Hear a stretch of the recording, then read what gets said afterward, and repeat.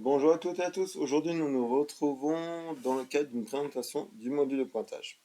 Nous allons regarder dans un premier temps comment construire un chemin de pointage, ensuite comment travailler sur une fiche de pointage au sein du logiciel ou au sein de l'application SmartWaters côté employé.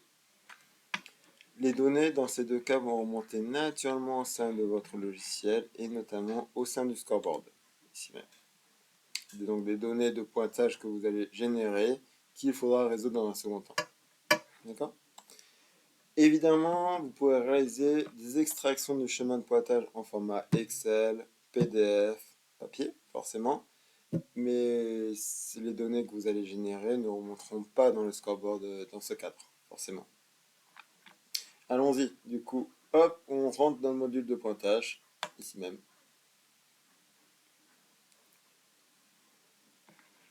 On va pouvoir regarder la configuration du chemin de pointage. Donc l'idée, c'est tout simple, c'est créer un groupe de pointage. Je vais l'appeler formation. Dans notre cas, on va maintenant assigner les quais qui ne sont pas assignés pour créer notre chemin de pointage.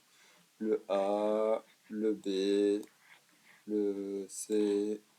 Hop, c'est déjà. Ensuite, naturellement, les quais ils vont être organisés avec les emplacements dans l'ordre chronologique.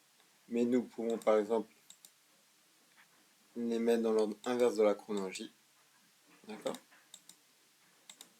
Et ainsi de suite. Et au fur et à mesure, on intègre nos quais avec l'ordre voulu et on sauvegarde.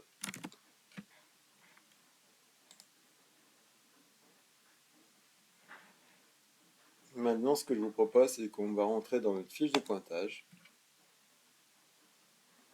Alors, encore une fois, ici, nous sommes sur un port de démo.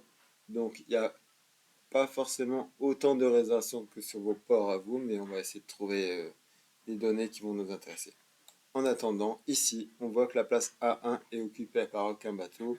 On peut se dire, l'agent qui fait le pointage peut se dire, ah, bah, il y a un bateau à l'emplacement A1. Il clique sur autre.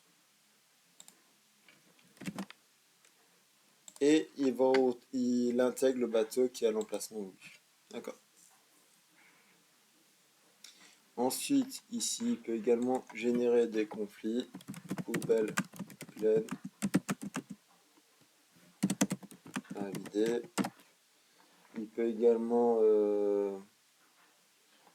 dire que là, il peut également réaliser la sortie du bateau, le check-in et le check-out au sein du module de pointage. Donc ici, en cliquant sur valider la sortie, oui. Donc en toute transparence, comme vous l'avez compris, c'est un port de démo. Donc là, dans ce cas, la date de fin de la réservation est déjà dans le passé. Donc SmartWater vous prévient, ce bateau a dépassé la durée de séjour autorisée et doit être facturé.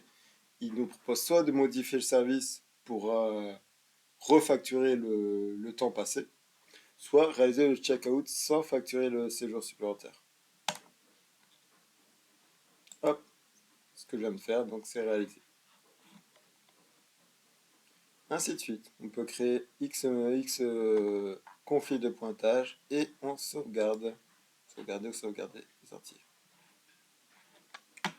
Comme échangé tout à l'heure, on peut imprimer nos anciennes fiches de pointage, d'accord, en format PDF. On peut voir modifier les fiches de pointage et les avoir en format et CSV, c'est du Excel, le CSV, on est d'accord, hein, PDF, et on peut interagir sur les fiches anciennement créées, historiques. Maintenant, ce que je vous propose, c'est qu'on retourne sur l'exploitation et les quelques conflits de pointage que nous avons générés ensemble, on va essayer de les résoudre. Donc là, nous ne sommes plus l'agent sur le terrain qui réalise le pointage, on est plutôt dans